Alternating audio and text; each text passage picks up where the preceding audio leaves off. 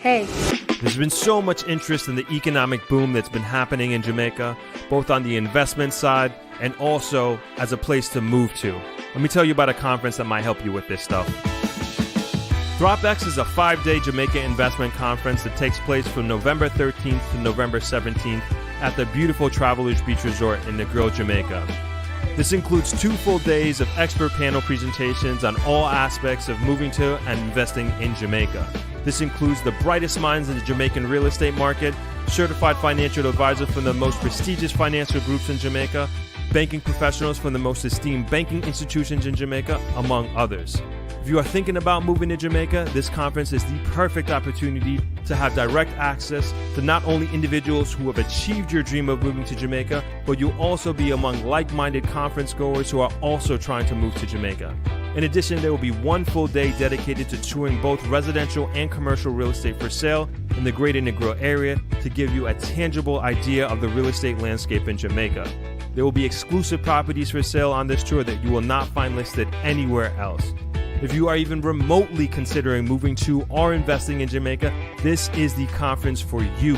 This is the best way to dip your toe in the water of figuring out whether Jamaica is the right place for you to invest and to live. For more information, please visit Dropex.com and join our mailing list. I look forward to seeing you in November.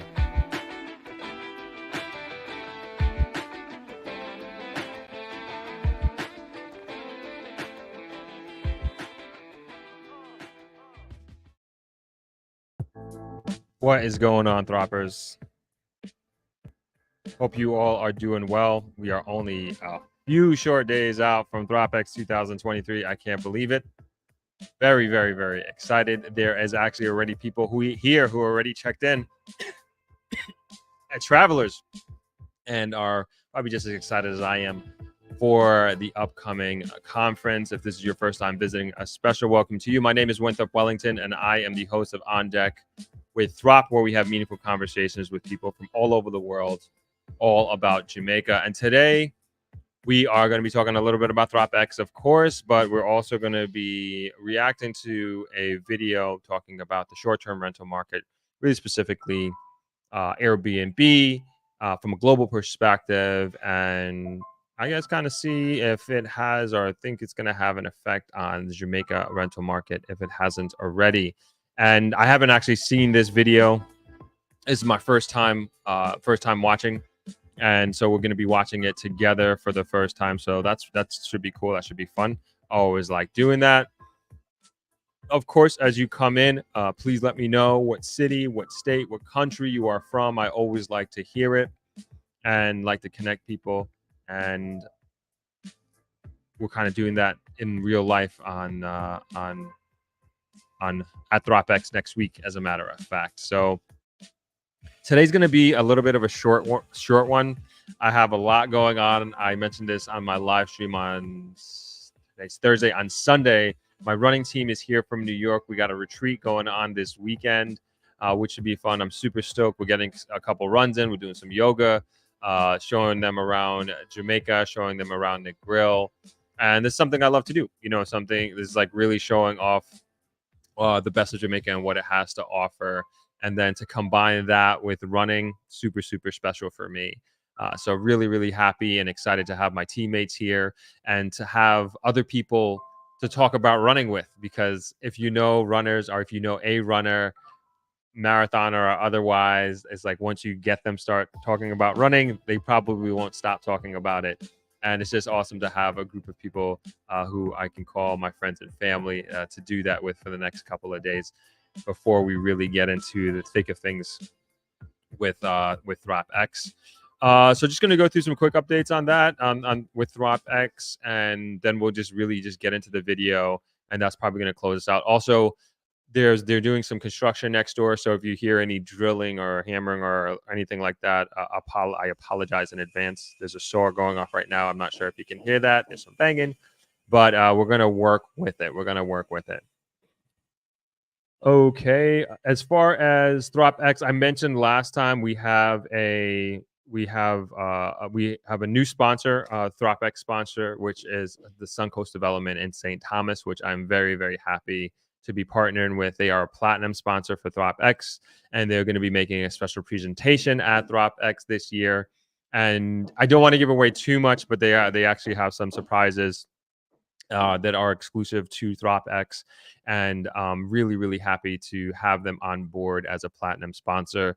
We have their video I want to show shortly, but we'll do that in a little bit. Gonna let people come into the stream a little bit and just get as much eyeballs on this as well. The final agenda is finally complete. We have, like, even up until yesterday, like, you wouldn't believe in terms of like planning. This is like logistics on top of logistics. There's just like so many moving parts with different people, different schedules, really important people who are really busy. So trying to get them in the right slot on the right day, it can be a little challenging. So even up till yesterday, we confirmed our last speaker, and I'm really stoked about the final agenda. So we're going to be releasing that to you all this weekend. We have to do it this weekend, so we'll put that out. And just really strong, solid education. 2 days of solid education, learning about Jamaica, learning about the real estate, learning about investment opportunities, hearing from so many top level experts in their respective fields. Also, we brought in different government agencies, like hearing about what's going on, different regulations, also different opportunities, and how those agencies can help you achieve whatever goal that it is, whether it's financially related or investment related or moving back to Jamaica related. We have that ready for you at Dropex next week. And so really happy and excited for what we have in store for everybody on the agenda that we have laid out. Also super excited about the property tour. So we'll list will we list it out? We probably won't list out the property tour. It's going to happen after. You'll probably see it in the video or release.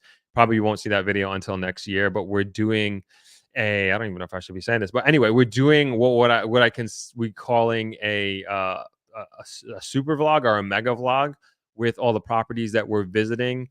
Not all of them. Some of them, they're literally exclusive to Dropex only, so they won't be included in the video, but others will be.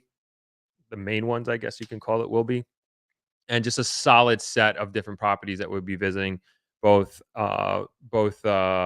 commercial and also residential.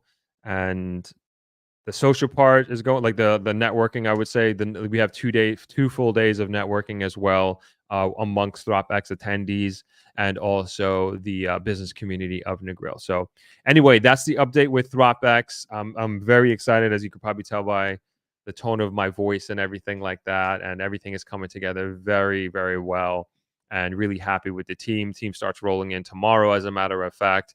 Also, the media team is solid. We stepped up our game for the live stream. We've stepped up our game for the documentation of the entire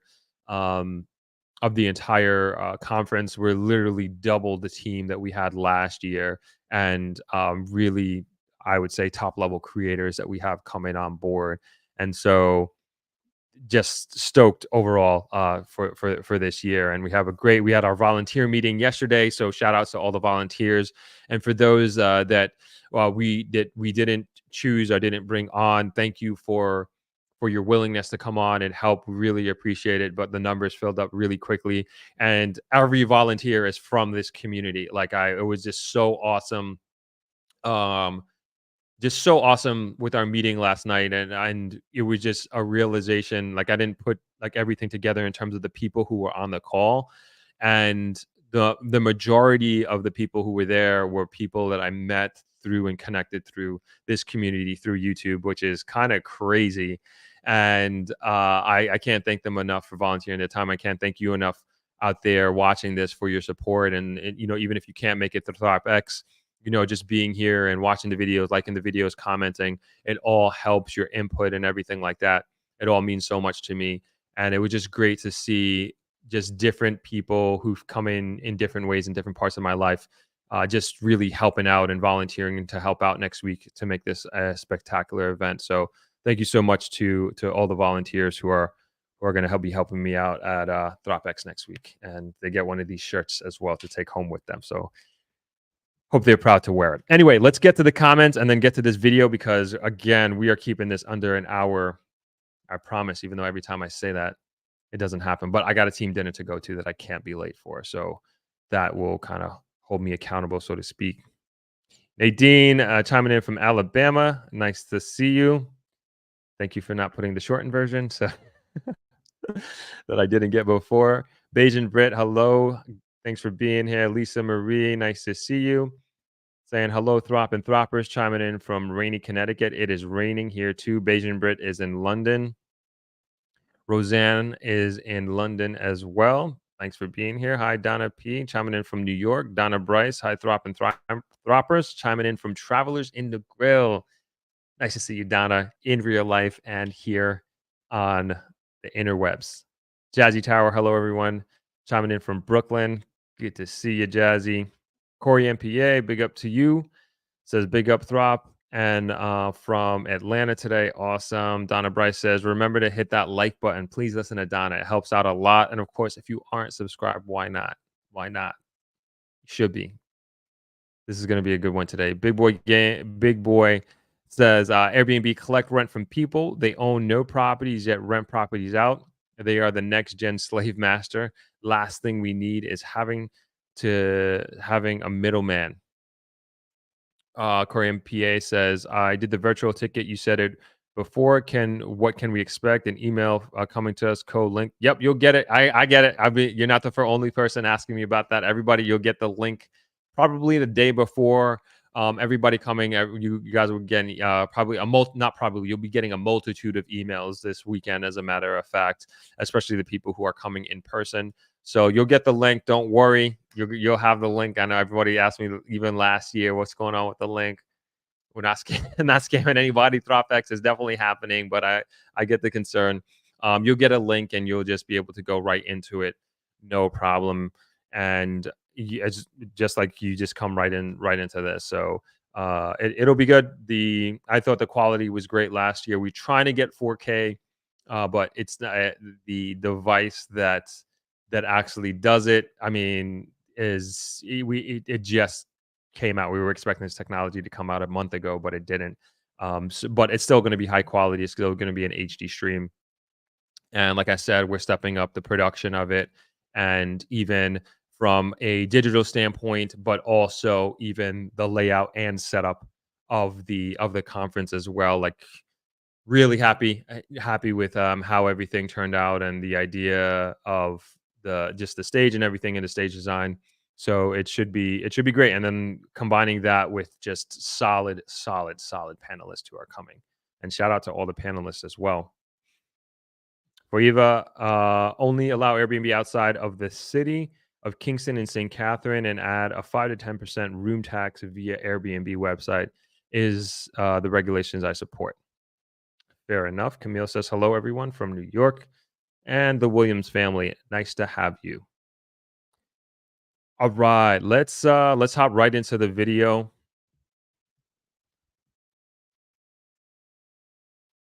You're welcome, Corey. No problem. All right, so. Oh, why is that not coming up? Interesting. Hold on. I don't know why it's not showing. I think I might need to quit.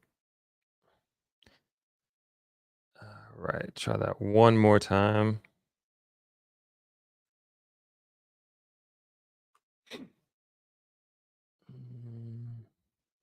You know what? We can play our sponsored video real quick. I got a couple of sponsored videos. So this is actually from one of our partners. This is Shirella Inn, so we'll go ahead and play them. My name is Daniel Grizzle. I'm the managing director of Shirella Inn, which is a family-owned and managed small 59-bedroom hotel situated right in the center of the famous Negril Beach. And I would like very much to invite you all to come and experience what life is like here in Shirella Inn.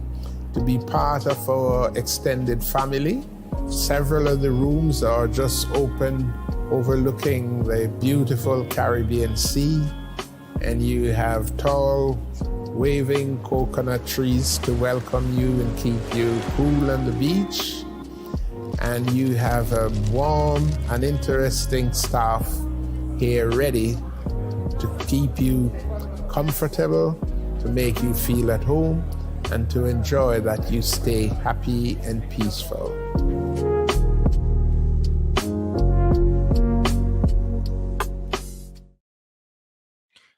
All right, that's from Shirella Inn, and it looks like none of my screen shares are working for some reason. I might need to reset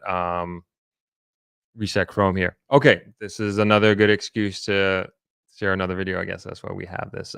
So this is one of our partners. This is our platinum sponsor, Suncoast. And if you haven't seen this video, it was actually made by my friend and creator. Actually, we started out doing this at the same time, but his company is there at the end. You'll see.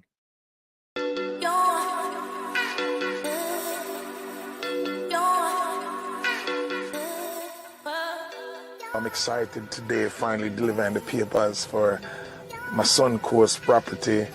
Gonna rush. We're here for Sumfest, Reggae Sumfest.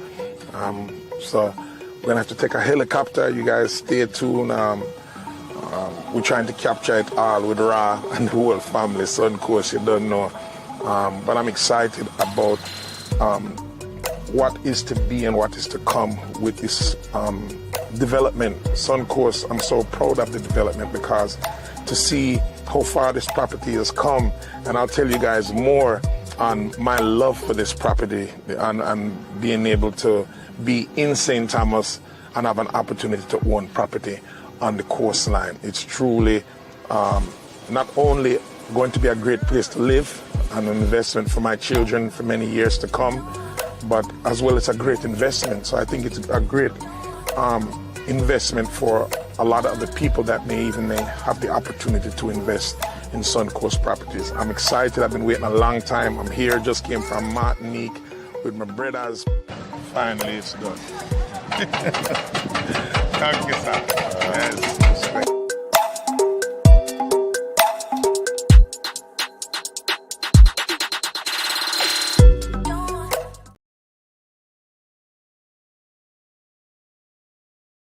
Yeah, another great property to invest in on the eastern side, all the way on the east side. And they're going to have representatives at Dropex making some in-depth presentations and on their property and their development. And I'm really excited.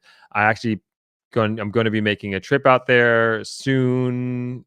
Today is next month, as a matter of fact. So I'm actually excited to see it myself, and I'm actually going to be bringing you all along with me on that trip, and we're going to have a first-hand insight on everything that's happening. So really excited to be partnering with them. And if you're going to be joining us live in person here at Travelers at Dropex or on virtual, you will actually see the presentation and get a little bit of insider information on that property and on that opportunity. Okay, I got the technology working. Let's hop right into the video. Okay, right. All right, perfect. Let's see if we can make this a little bit bigger. I'm hoping I'm okay down there. Am I okay down there? Nope. I want that. Okay, let's do this. All right, cool. Short-term rentals are a $100 billion market that have reshaped global tourism, accelerated a nationwide housing crisis, and created fortunes for early adopters. But now, customers, the government, the public, and the hosts themselves are turning their back on a concept that started out as a fun alternative to stuffy hotel chains, but became everything wrong with modern real estate. All right, the party's over for...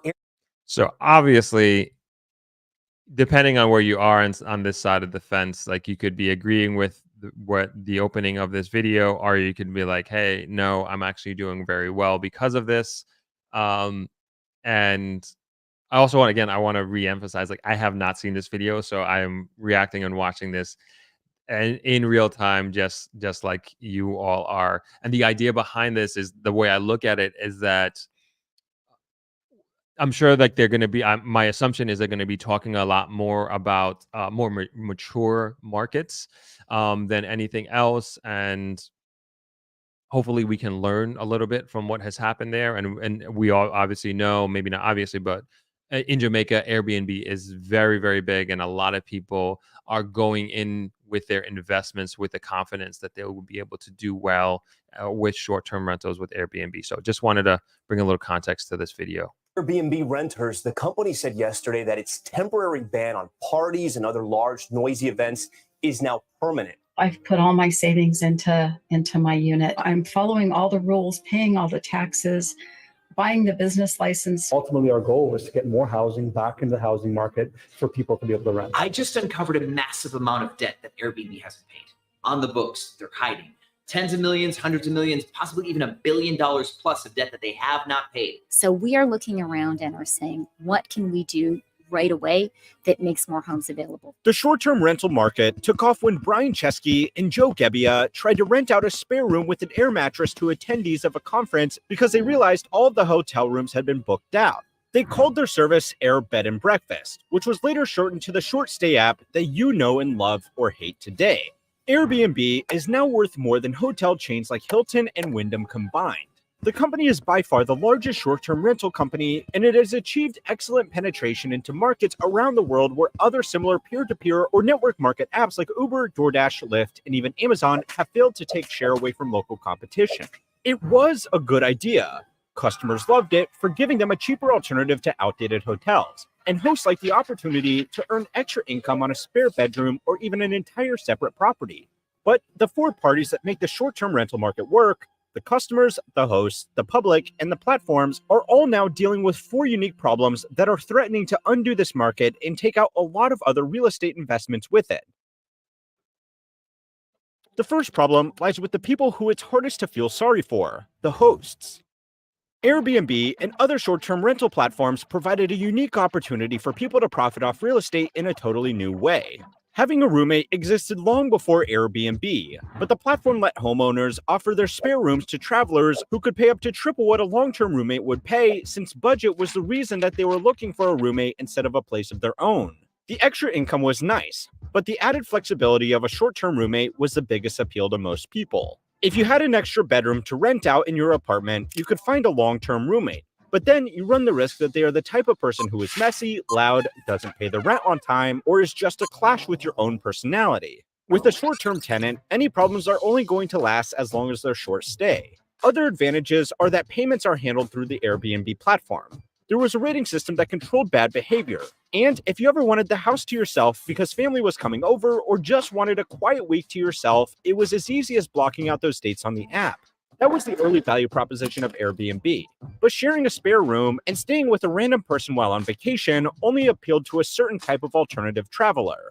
Most people who Airbnb are putting up entire properties for guests to use as exclusive accommodations.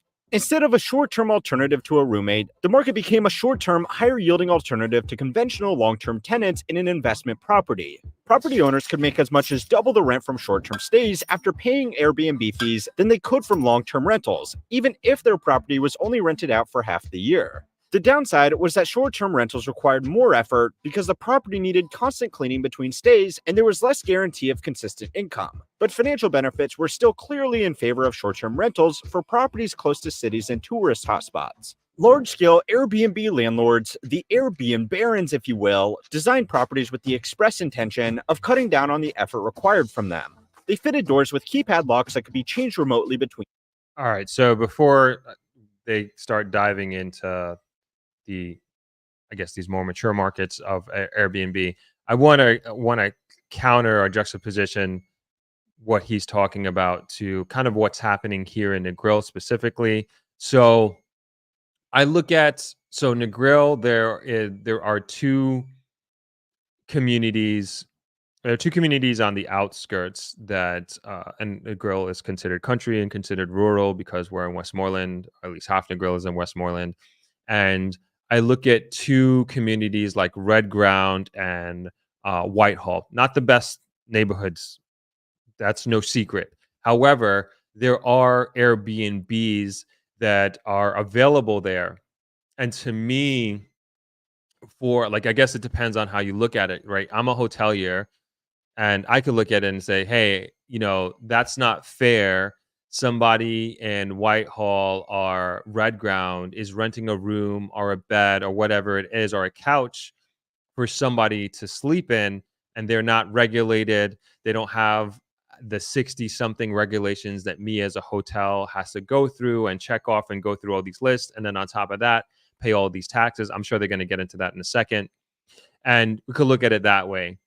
The other way you could look at it is that this is an entrepreneurial opportunity for somebody to use an asset that they already have, that is, they are maybe not in the best financial position, but this is an opportunity, and it could be their family's yard, and they can have like a little extra bedroom or whatever have you. You have some backpackers, or you just have people that are looking for a little bit more of an affordable accommodation compared to a hotel, and this gives them an opportunity to earn extra income. And I think that's a beautiful thing. That's a wonderful thing.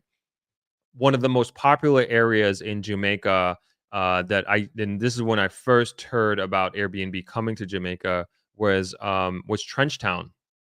And people want to go where Bob Marley was, and they want to go there and experience it and live there. And I remember being in meetings when, I guess there were government officials in these meetings. This was like, I want to say like circa 2015, 2016, somewhere around there. And they were very concerned about the safety of these individuals going into Trenchtown, of these individual visitors from around the world. And it turned out they were perfectly safe.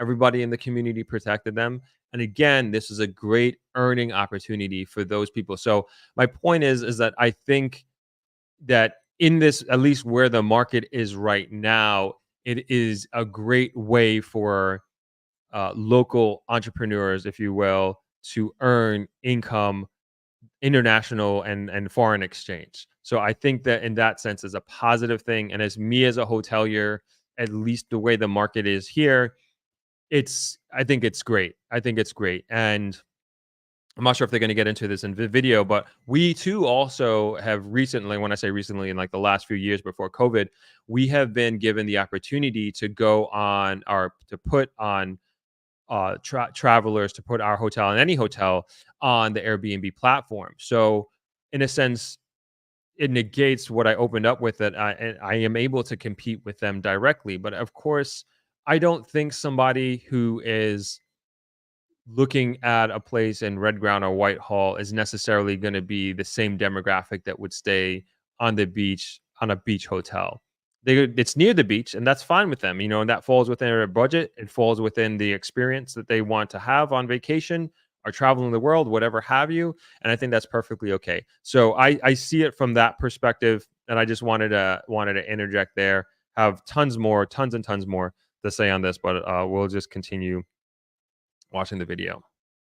Guests, easily cleanable surfaces, inexpensive but fashionable fittings, and preferred properties with minimal landscaping. All of this cut down on the additional efforts hosts needed to put into managing a property. But like all good things, it didn't last forever. Airbnb advertised its platform just as hard to new hosts as it did to guests, and investors started buying multiple homes to turn them into Airbnbs. Some hosts turned managing their Airbnb properties into a full-time job, effectively purchasing a job as a hotel general manager. Other hosts took an easier approach. Realtors in high tourist areas started offering short-term property management services where, just like they would manage traditional long-term tenants, the realtors would instead manage the short-term rentals, with some services even handling the listing on Airbnb. Their fee was higher, but the higher short-term rental price meant owners still came out ahead. The additional cash flows from higher-yielding short-term rentals also made it easier to qualify for more home loans, because the additional income could be used to pay for the loan on the next property and the next property. The inevitable result was clear. For little additional effort, hosts could make more money from their properties, so the market became oversaturated, and hosts started to struggle to rent out their properties enough to make it worthwhile. Short-term rentals also made long-term rentals more expensive, so the gap between... So this is actually happening in certain markets in Jamaica. So I heard this about, and I guess we saw it ourselves at Richmond Estate. So a lot of those properties, those homes that were bought there are, I don't know if they bought it because of that, but they are, and this was my experience. Like me and my brother, we were looking for a hotel in Ochi, and we really couldn't find one that we wanted to stay at and that was within our budget. And then so we started looking at Richmond Estate, and there were just so many Airbnb. I mean, just a crazy, crazy, crazy amount. I was like, man, it seems like this market is like really, really flooded. And but I will say our experience was great. It's just like what they were saying. There was like I I don't know if they were a couple, but like there was this company that was in charge of Airbnb rentals. Super professional. Met us at the gate. Got us set up the house. It was a system. It was a business without a doubt, and very different, I would say, from the first Airbnb I did was in not the first, but at least the first international one I did was in Barcelona, and it was I was staying in the Gothic district with one of my boys, and definitely nowhere near as professional. The girl like showed up so late. We were waiting there. We're like, what is going on? We thought we were getting scammed. We were just there, never been to Spain before. She eventually showed up. Just so many different things that in terms of the like how it was advertised were just not true. It was like a crazy, I want to say like a 7 flight walk up. There was no hot water. Like it was one of those experiences. But we were in Spain, we were in Barcelona. It was an amazing time. It was an amazing time at the end of the day, and we didn't care. But fast forward now, it's like people got their systems down, and I guess this is what they're talking about. Like they really, and then companies were formulated to buy up property, and like exactly what this video is saying. So let's What keep someone going. can make from a short-term rental versus what they can make from a long-term rental is narrowing. For many hosts, it's no longer worth the additional risk and effort to rent out property short-term. And for the others that could only afford their loans because of the higher rent they got from the short-term rental yields, they might be forced to sell. That's just the first group in the collapsing market for short-term rentals, and they were one of only two that were in any way responsible for the shitstorm to begin with. So it's time to learn how money works to find out why short-term rentals got so big and failed so quickly. This week's lesson was sponsored by Manscaped, the global men's lifestyle brand disrupting the beard All market. right, we're gonna fast forward this. Manscaped dive into your grooming rootologist approach of coconut oil hotels and become over free shipping when you use promo code HMW20 at checkout. Join over 9 million men worldwide who trust Manscaped today. Short-term rentals were a good solution to a real problem. Traditional hotels had become overpriced and didn't cater to what a lot of people really wanted when they went away on vacation. Hotels provide a lot of amenities like housekeeping, room service, restaurants, concierge desks, meeting rooms, gyms, spas, pools, valet parking, and 24-hour security. These services are nice, but they come at a price which is either directly baked into the price of a room or charged separately at a significant markup. These services also don't always align with what the vacation goers really want when traveling, which is a place that just feels like home in a different city.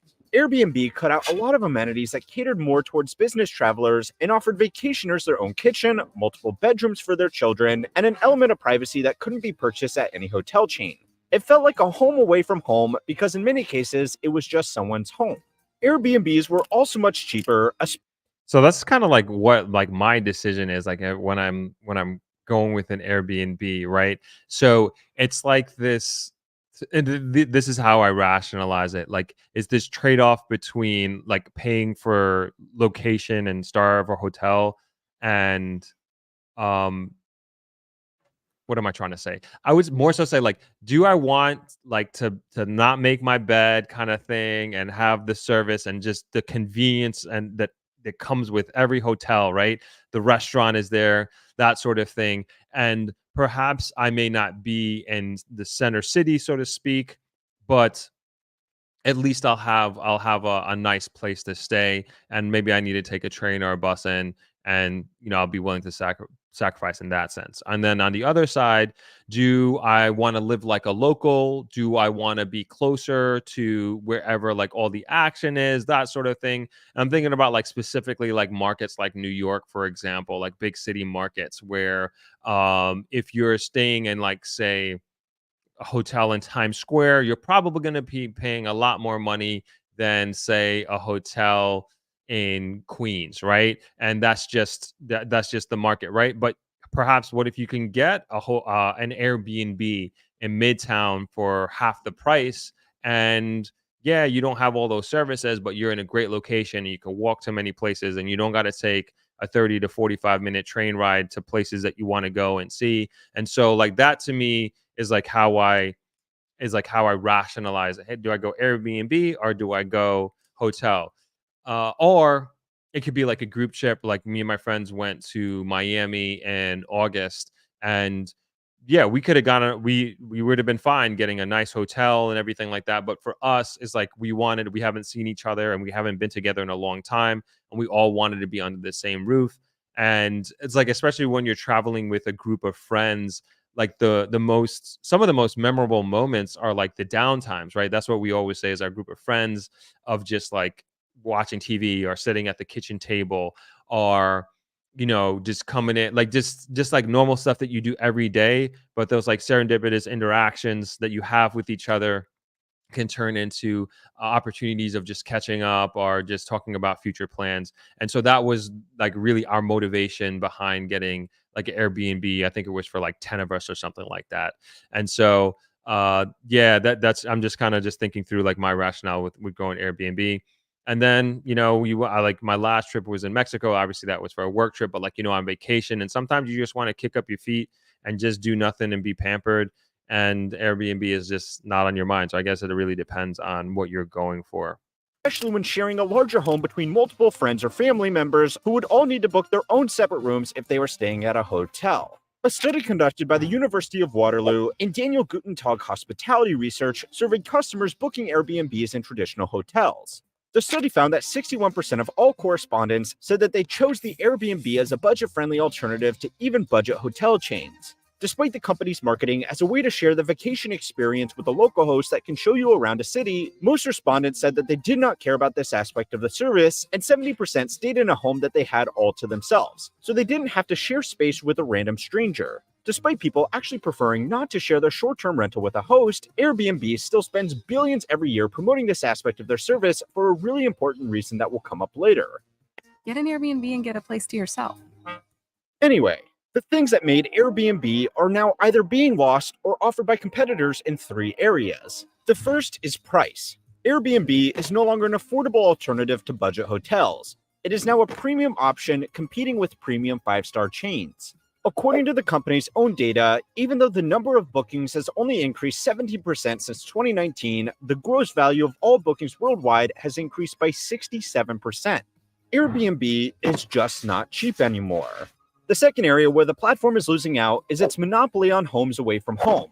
Hotel chains have significantly increased their offerings of apartment-style accommodations that do away with typical hotel services in exchange for larger rooms with multiple sleeping areas and kitchens. To many customers, these semi-serviced apartments offer a better value because they combine the known consistency of a hotel chain with the space and price of an Airbnb.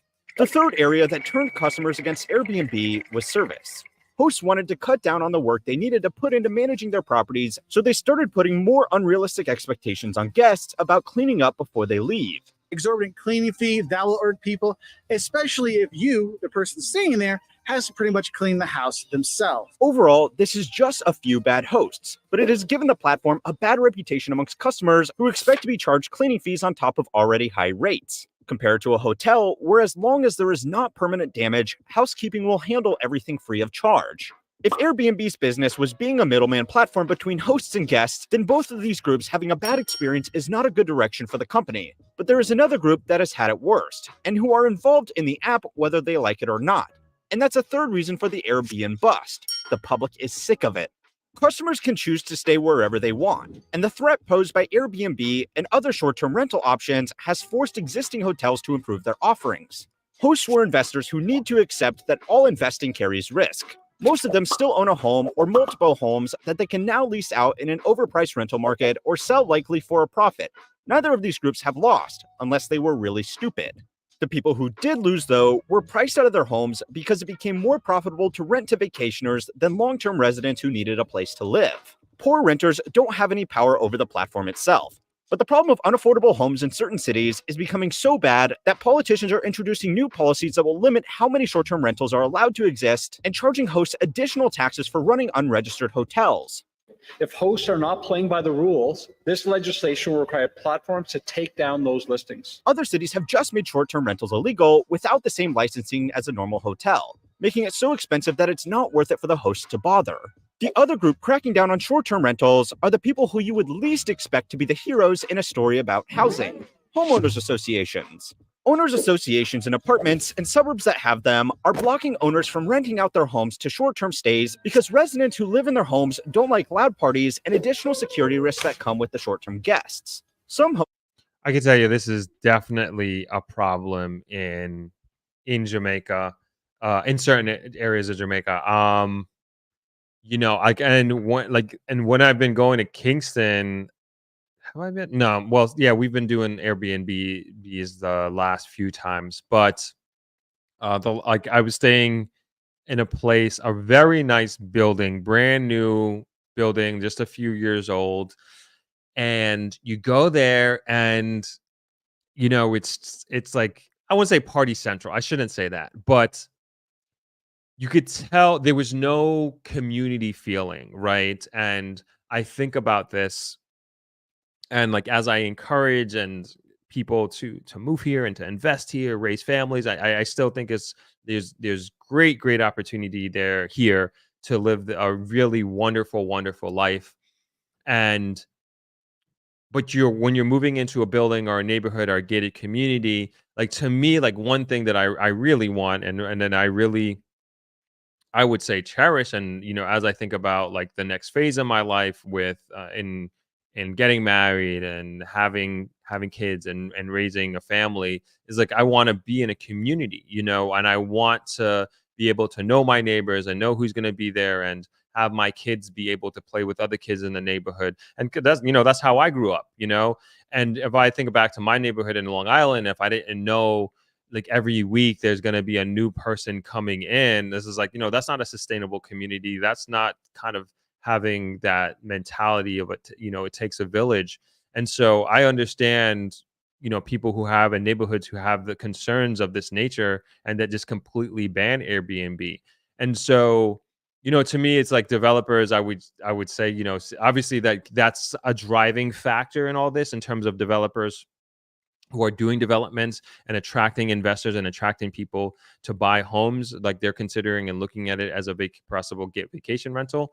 But I think with these, I guess it depends on what the vision is for the development, but I just think that is just so important for our country and so important for a community building, is to take this into high consideration. Is either putting a limitation on it, and some people some developers going to an extreme, or homeowners associations going to the extreme and completely banning it. But I do think about that, especially as I think about the Jamaican market and my experience in going to this one place. And like I said, it doesn't feel like a community. And there's just some very young people there, like, renting this place. And I'm just like, okay, how are they affording to rent here and be here? You could take that for what you will.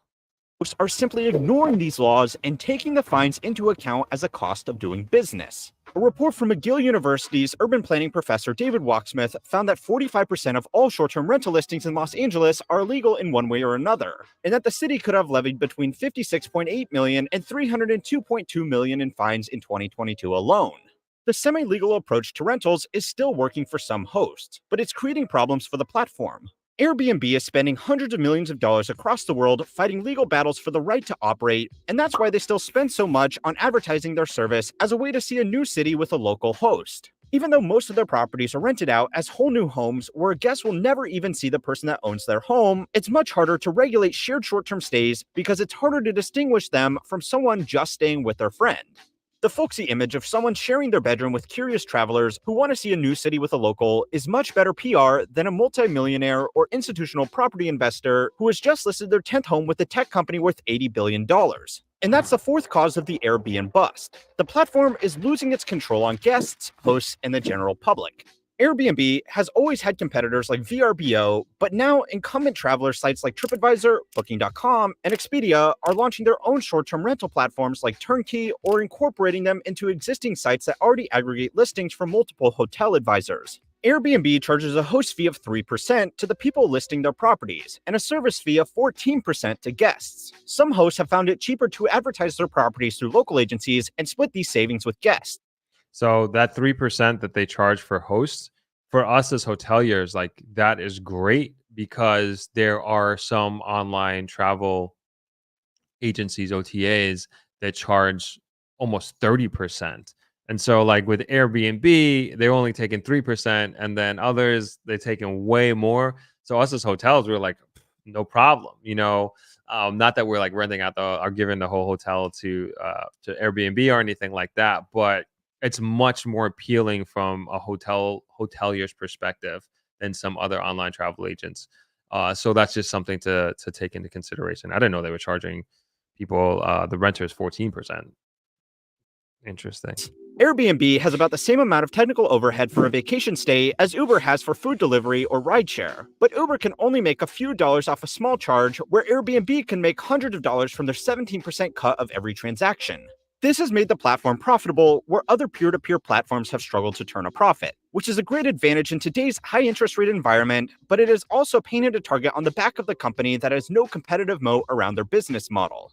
Apart from their brand name and recognition, there is nothing to stop these new entrants entering the marketplace from taking market share away from Airbnb by offering a better service or charging lower fees. The bonus fifth reason behind the Airbnb bust was that the platform was never set up with longevity in mind. It has made billions in just a few years, and for its founders and early investors, everything else is just a bonus. That's not a bad thing, but if you're interested in businesses that have a bit more staying power, go and watch my video over on how history works to find out what it takes for a company to last 1,000 years. If you want to watch these videos a day early and get articles that will never be made into video. All right. Thank you to How Money Works. That was the name of the YouTube channel, so I forgot to shout them out. Please go subscribe to them. And, I just don't want to steal their stuff and not give anything back to them. Not that I'm stealing, but I thought this was great insight. And let's discuss. But before we discuss, thank you so much, Darnell. I appreciate you to the max. Thank you. Darnell says, Throp, thanks for getting back to me. I'm a medical traveler staying in an Airbnb for the last year in Queens. Without this option, I couldn't have done this. Hotels don't give enough discounts for 30+ day stays. Without Airbnb, I can't buy in Jamaica.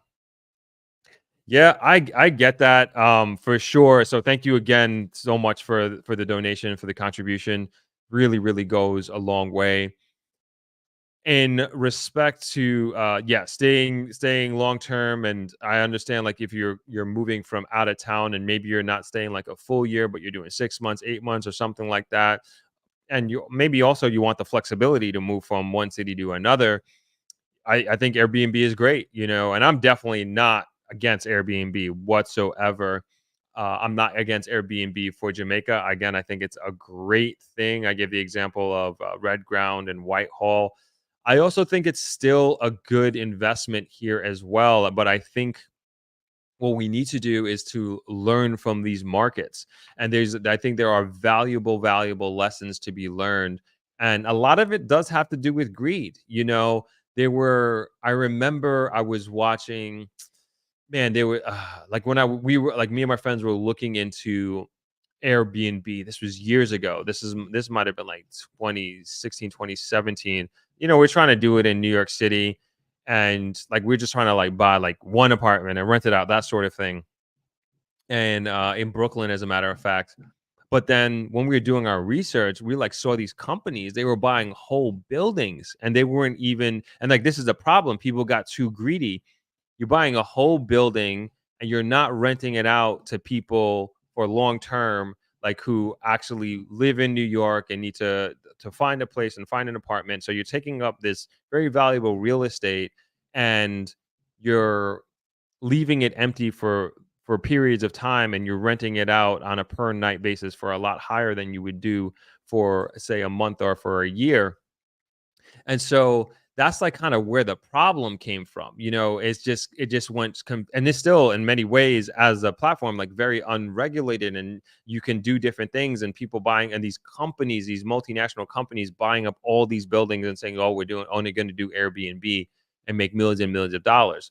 And so this is the type of thing that these examples that I look at, like, hey, we can learn from this. And same thing with these neighborhoods. We're looking at these homeowners association, and we can't say like these things can't happen in Jamaica, or it's only unique to the New York market or something like that. No, it can happen here. There's nothing to say, or nothing that's like so unique about Jamaica and so unique about this market that we won't be susceptible to the same ills of these other markets. And so like, let's learn from them, let's learn from them in a big way. And I do think that Airbnb I can speak for Nick Grell. I think Airbnb is going to do well here, but I do again worry about community. Although we don't have any more in Negril itself, and in Negril proper, we don't have any more developments happening right now at this point, at least that I know of, that have started.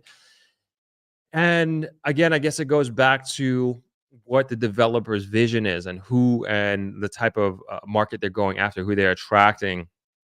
And, do you want to build a development where all of it is Airbnb, or at least all of it can be Airbnb? And I don't know. I mean, I'd have to really run the numbers on that to see if that makes sense. It might make sense financially. Also, it's just like, yeah, I guess like my mind just keeps going back to community. But then I also think, and why I think is viable, like very, very viable, is when you look at and obviously I don't know how long this is going to go for, but when you look at the hotel inventory in Negril and pre-COVID versus post-COVID, you look at the various options that you have, from, let's even go bed and breakfast, 1-star up to 5-star, especially to 1 to 5-star hotels. Like they're very limited. Like our inventory has not increased. I would argue that, and I don't have specific numbers, but I will argue that inventory in Negril for hotel rooms has decreased post-COVID, because there are still hotels that are not operating, not fully operational. There are still hotels that are closed, that have not made it out, that didn't make it out the pandemic. And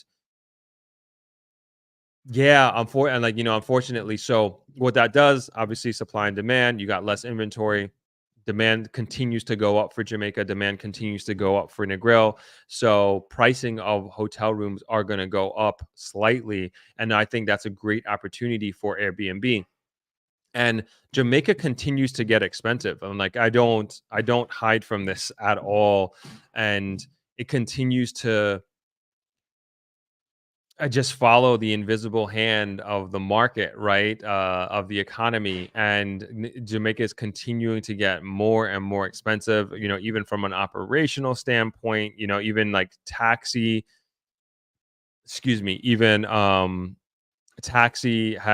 fares have gone up, I think, in the last 2 weeks. So even us as a hotel, we have made provisions for our team members to try to help mitigate against that. So like everybody is feeling the pinch, and these are things just like to take in consideration, because like I always think, and I always want Jamaica, or at least Negril, Jamaica as a whole, really, to be a place for everyone. And no matter what necessarily your income is, like I don't want to necessarily turn into like this place for like the super, super rich, and it'll be like this exclusive place where you have to make $100,000. Like, no, like Jamaica wasn't built on that. Negril wasn't built on that at all. Do I want to see us reach our true potential and true value? Absolutely.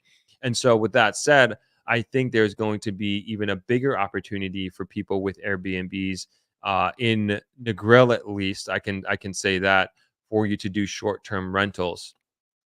Because I do think as a hotel, I think at some point in the near future, especially with everything coming to Negril and the greater Negril area, I would hope we're going to reach our full potential and really get what our value, our beachfront value, our cliffside value. And I think we all should be feeling, as stakeholders, we should be feeling the benefit of that, but it's not something that's gonna happen overnight. We need to continue to invest as proprietors. We need to continue to invest as a community in our roads and our lights. I mean, all the things that I complain about, but I talk about. So thank you for your comment, Darnell. Thank you for the donation once again. Let me hop up to a few more comments. Shane, I love coaching. Happy Thursday to you as well. Thanks for chiming in. Hello, Natalie. Chiming in from Houston, Texas. Zoe, good to see you. Rainy, dark Oregon. Sorry to hear that. Hi, Cherie. Empress, what's going on? Chiming in from Boston.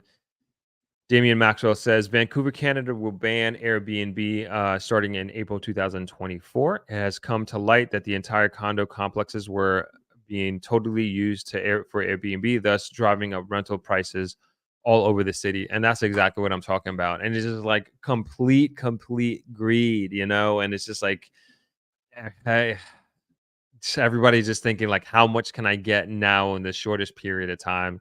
And that ruins it for everybody. It ruins it for absolutely everybody. And we just gotta, as an up and coming market, we just gotta really learn from this. Continue in Damien's thoughts here. The rise of Airbnb has played a significant role in housing and affordability. It has attracted investors instead of homeowners. I agree. And we've talked about this in markets like Barcelona, as I mentioned, and also in Portugal, in Lisbon. And it forces people, and these are major cities, right? And it forces the locals, and it drives up their monthly rent to a place, to an area that they can't afford.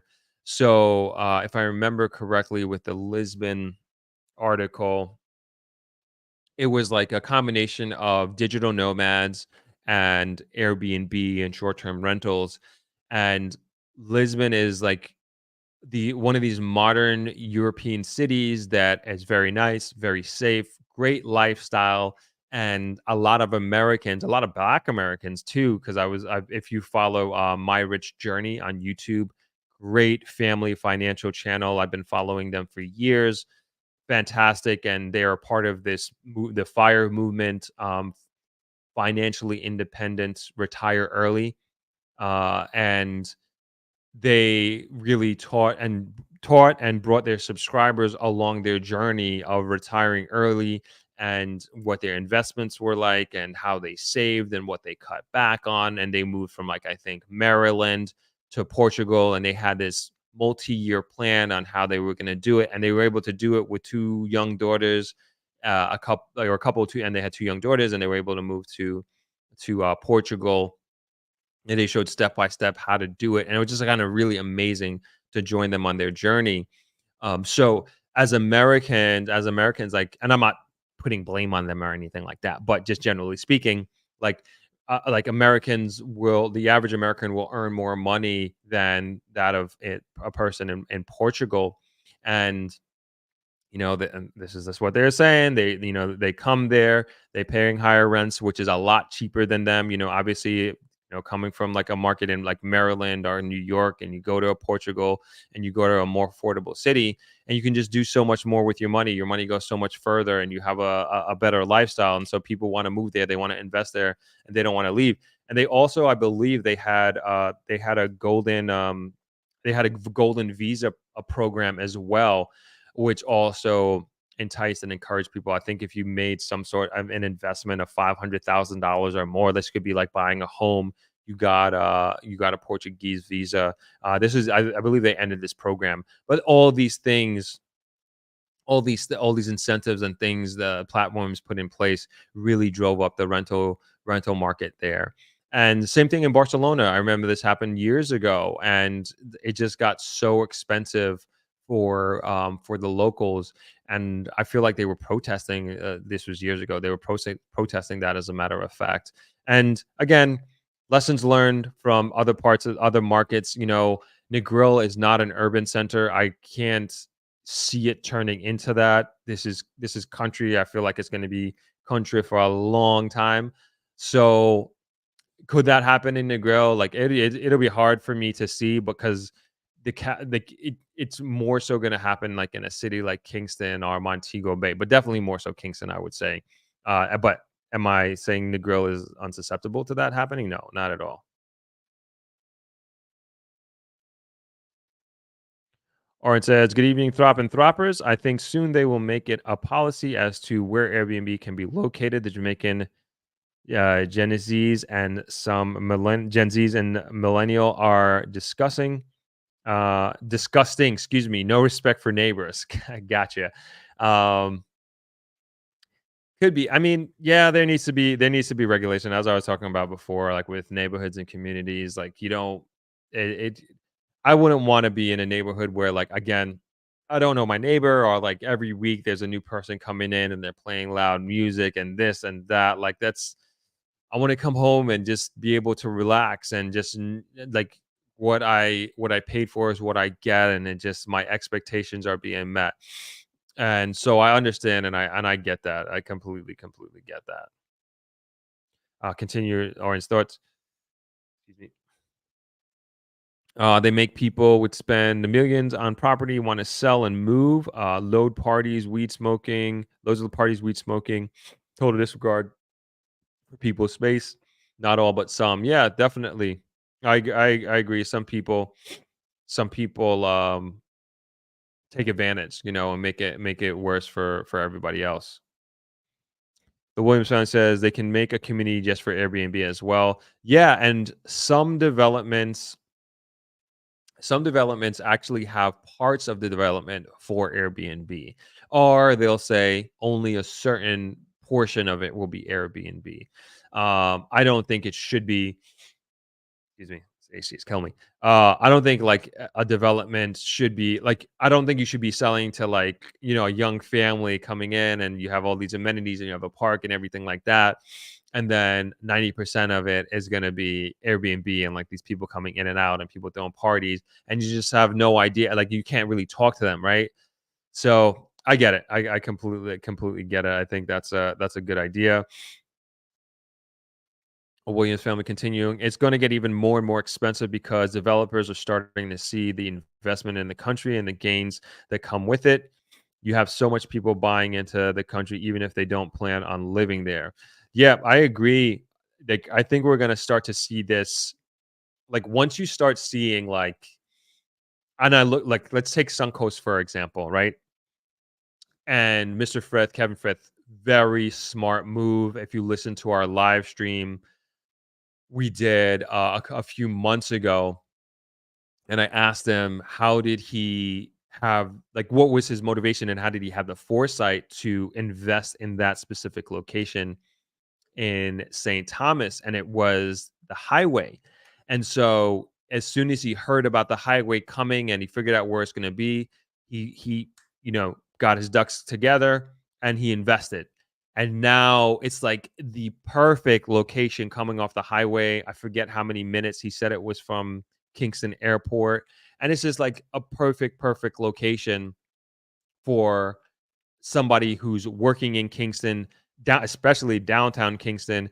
And it's like I think about like my dad, he had his business in Brooklyn and then he lived in Long Island. So even though he was like working in the city, but he had his home in suburb Long Island, New York.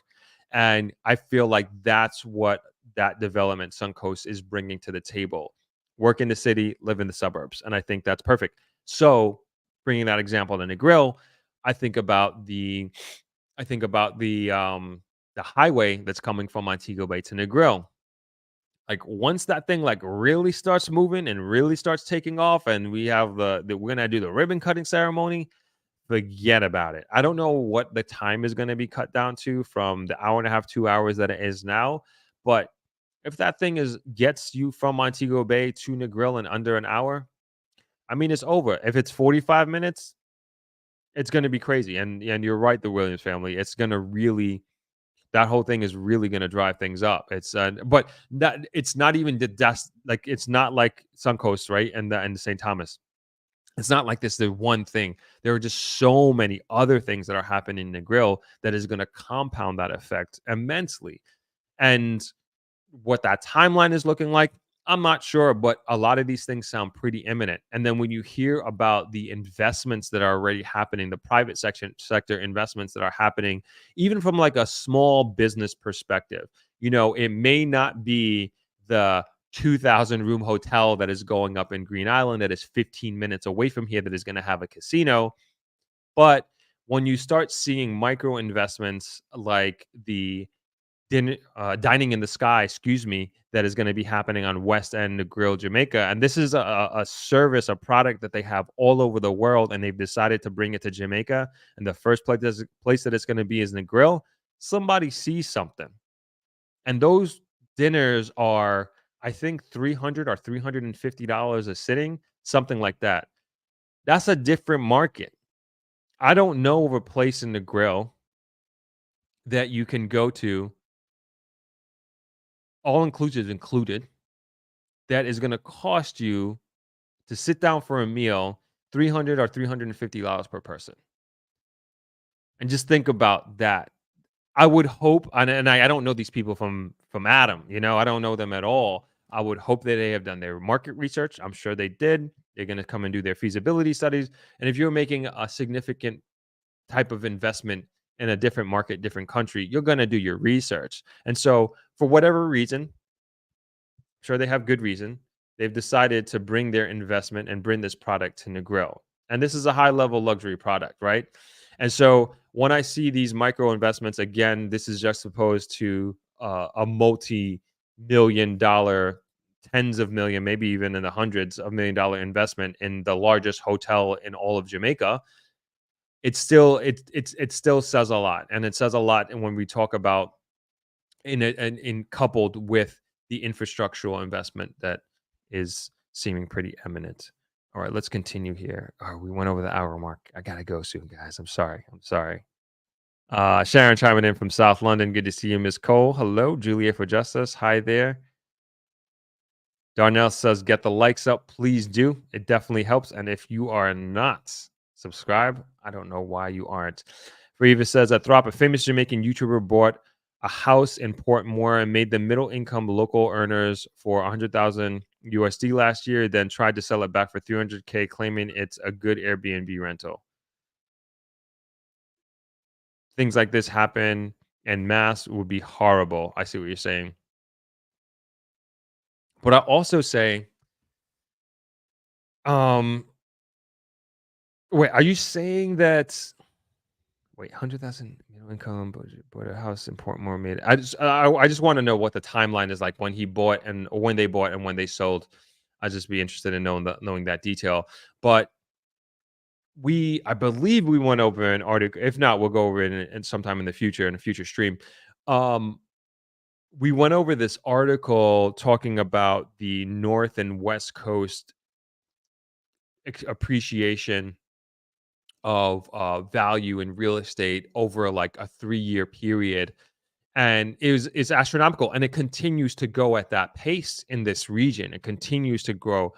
This is what I know, and I'm sorry to keep bringing up the same examples, but the 1-bedroom at Point Village, $325,000 and unrefurbished. I'm like, man, this is crazy here in the grill. And I think that thing is going to continue to go up. If somebody buys that today for $325,000, it's not going to go down. It's not going to go down. There are just so much, and I don't mean this in a bad way, but there's just so much that needs to happen in the grill and is going to happen in the grill in terms of amenities and investments that are coming, that there's just no question, no doubt that thing is going to go up. So as much as I say and think that this thing is expensive, and I agree, and for those of you saying like $325,000 for a 1-bedroom that's not refurbished, that's crazy. Yeah. But I've been also so wrong in the past in so many different examples in thinking the same exact thing. Another great example is Little Bay Country Club, north part of Negril, north part of the beach. I forget, it was, a couple $100,000. And now, and this one I could tell you, we're going to go on a tour for Dropex. 2-bedroom was, let's call it $250,000 when they started opening. They started the development of the property, pre-construction, Don't quote me on that 250, but it is still this dramatic. And now it is selling for $750,000. And those things are going to continue to go up. That 750 is going to turn into $1 million in less than 5 years. I have no doubt. And I just seen it so many times here. I just seen it so many times in the grill, and I'm just like, I wish I had. And in my opening trailer for my Kingston real estate video, it starts with I forget who made the quote, but the quote was by, I'm assuming, like a famous realtor or landowner, and it says, "The best time to buy real estate was 5 years ago." And one of the truest quotes I've heard. Happy Thursday to you as well, Suzette, and shout out to all my channel members. Appreciate you. See you, Chris, Strong Island.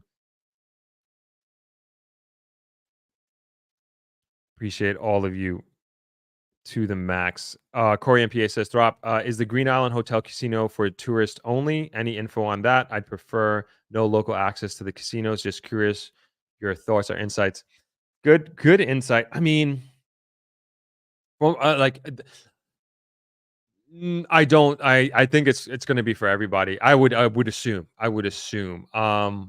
And I get you and I feel you on not having locals into it. I think it could bring some really bad concerning gambling habits. And it's not about being, elitist or anything like that. It's like let's save our country, let's like save our young people.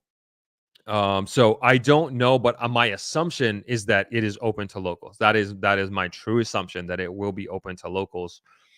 Where were we? Yeah, we went. Yeah, it was my Miami trip. We went to the Hard Rock Hotel. Just walked in, just to check it out. It looked exactly and felt and smelled exactly like a Vegas casino. I mean, it was mind-boggling. Like all the psychological tricks that are playing on your sensors that you can't even begin. Like you don't have a chance, especially if you're like a gambler. And so, yeah, I feel you on that concern. But again, as far as I know, it's a hotel that is going to be open to everybody in casino gambling. Definitely going to be interesting.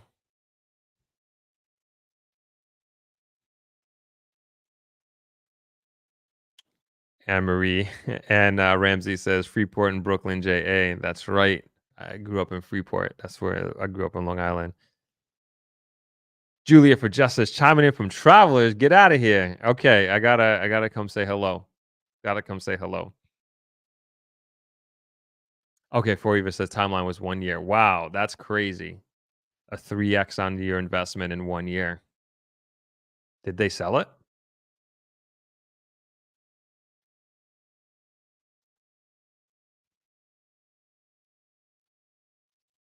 Yeah. So Corey, yeah, good. Oren, you said your good question. He says why you prefer no local access, and Corey says it's a practice done in other countries due to the addiction, etc.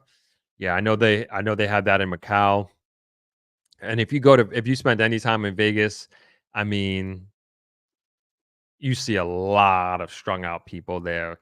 But I mean, it's Sin City, right? So that could be a combination of drug, alcohol, gambling addiction, but everything is there.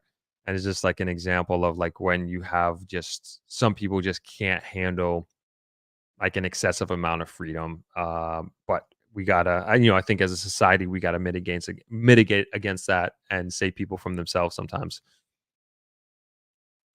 Wade's Minutes says, I'm Jamaican doing micro investments at the moment myself in St. Elizabeth. My channel documents progress so far. These highways are going to open up the island a lot in the long run. Absolutely. I agree with that. Very bullish on that. Excuse me. Marie Davis Vlogs. I really don't understand why people are so pressed about Airbnb in Jamaica unless it's affecting you directly. Leave it alone. Airbnb does not affect Jamaica as much as you guys are making it out to be. I think Mary Davis, I think that it can, like right now, I don't think well, I can't say that. In probably Kingston, I would assume that is like from what I heard, rental prices are going up astronomically in Kingston. Like it's getting really, really high. So in urban cities, I would say is like where the effect is really going to like hurt local people and push and drive people outside of the city who could be working inside the city, and the affordability, the general affordability for locals is gonna go down. Like they're not gonna be able to afford it. So I think it already still is happening, and it is affecting regular people. I think it's less so happening here in. I could be wrong. I could be dead wrong actually, but I don't think it's like really affecting the rental market here in the Grill. We just have already a we just have a housing shortage period, you know. We just don't have enough houses here for locals. We don't have enough houses here for I always say like we don't have housing for middle income, and a lot of most of the people who, and this is what we were talking about on the live stream that we had last Thursday, I believe, with Sean. I think it was last Thursday. Yeah, and we were just talking about how, like, from an entertainment standpoint, the Grill doesn't have like a strong pop. Like the people who work in the Grill don't live in the Grill, and so it's just hard to like. And I think about like, you know, investments that are made here. It's just like we need more houses and we need more people to further drive investment and to further drive like businesses like a coffee shop or a bowling alley or a movie theater, build community, like what I was saying before. So these are things that I think about that I think we should be considering at a much higher level. And definitely I do think, especially if you're a renter in like a Montego Bay and a Kingston, yeah, Airbnb is definitely affecting you even in a small way. And it could be, you know, imagine moving from one apartment to another and you just have to pay the current market rate for a rental property. So it's just, I would say it's just more so like we just need to be careful, you know. We just need to be careful. Julia for Justice says, my concerns too about the casino. My driver from Montego Bay to Negril said it will not open to local and guests of the hotel only. I think that would be a good idea. You know, I think that would be a good idea, honestly. Corey says, huge mistake for locals to use the casinos. Hard Rock is my area. Throp and the Seminole tribe elites benefit greatly, but the local population suffer greatly. I'm in the industry, so to speak. I believe you. Big Boy says Airbnb is like Amazon. They rent space, they own nothing. After not long, they become the only option. Then they hike the fees and more. Mary Davis Vlog says there are only 1,000 plus Airbnbs in Jamaica. It's not increasing home prices. Inflation is increasing interest rates and on absolutely everything, especially when it comes to mortgages. Jamaicans are jumping on the bandwagon with very little research done. Fair enough. But it's still, I mean, it still has. I don't know how many Airbnbs are out there. It's only 1,000 plus on Airbnb in Jamaica. I know there are a ton in the Grill for sure. Tons and tons in the Grill. Like I said, Red Ground, even Little Bay. Matter of fact, I saw some Whitehall, like all up and down the strip. There's Airbnbs that you can get anywhere. Every hotel has Airbnb as well in the Grill. Everyone is listed. So 1,000, I feel like there would be a lot more than 1,000, but yeah, even Oren says 1,000 in Drax Hall and Ochi alone. Yeah, because I think there's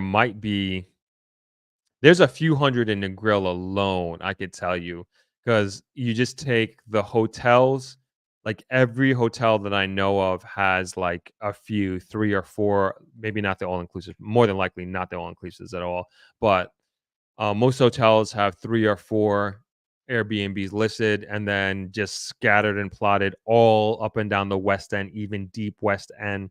Yeah, there's hundreds in Negril alone. I could tell you that. There's hundreds for sure. And even Little Bay, I know there are some there. Definitely some in Lucy, Ocean Point. They have a bunch of Airbnbs there as well. Yeah, a few hundred here. So I really don't know the exact number in Jamaica, but I know Negril, there's a few hundred. And I know it continues it continues to grow. It continues to grow for sure. Okay, I think we are going to have to close out there because I got a dinner to get ready for with my team. Benny, what's going on? Good night to you. Mary says, high interest rates increased my mortgage by 2%, forcing me to put the rent up for my tenants. Yep, I would imagine so. What do we want to do here? All right, we're gonna start to close out here. We're gonna throw up the trailer. And again, if you haven't hit that like button, please hit that like button. We got Dropex coming up on Monday.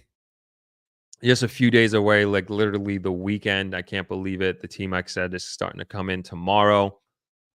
We are going to do a live stream on Sunday. Yeah, I want a live stream on Sunday, even if it's just like a short 20, 30 minutes. We're going to do something, give like last minute breaking news on Dropex. But I definitely don't want to leave you all hanging. So let's throw up the trailer real quick and then we'll chat and close out. Hey. There's been so much interest in the economic boom that's been happening in Jamaica, both on the investment side and also as a place to move to. Let me tell you about a conference that might help you with this stuff. Dropex is a 5-day Jamaica investment conference that takes place from November 13th to November 17th at the beautiful Travelers Beach Resort in Negril, Jamaica. This includes 2 full days of expert panel presentations on all aspects of moving to and investing in Jamaica. This includes the brightest minds in the Jamaican real estate market, certified financial advisors from the most prestigious financial groups in Jamaica, banking professionals from the most esteemed banking institutions in Jamaica, among others. If you are thinking about moving to Jamaica, this conference is the perfect opportunity to have direct access to not only individuals who have achieved your dream of moving to Jamaica, but you'll also be among like-minded conference goers who are also trying to move to Jamaica. In addition, there will be 1 full day dedicated to touring both residential and commercial real estate for sale in the greater Negril area to give you a tangible idea of the real estate landscape in Jamaica. There will be exclusive properties for sale on this tour that you will not find listed anywhere else. If you are even remotely considering moving to or investing in Jamaica, this is the conference for you. This is the best way to dip your toe in the water of figuring out whether Jamaica is the right place for you to invest and to live. For more information, please visit Dropex.com and join our mailing list. I look forward to seeing you in November.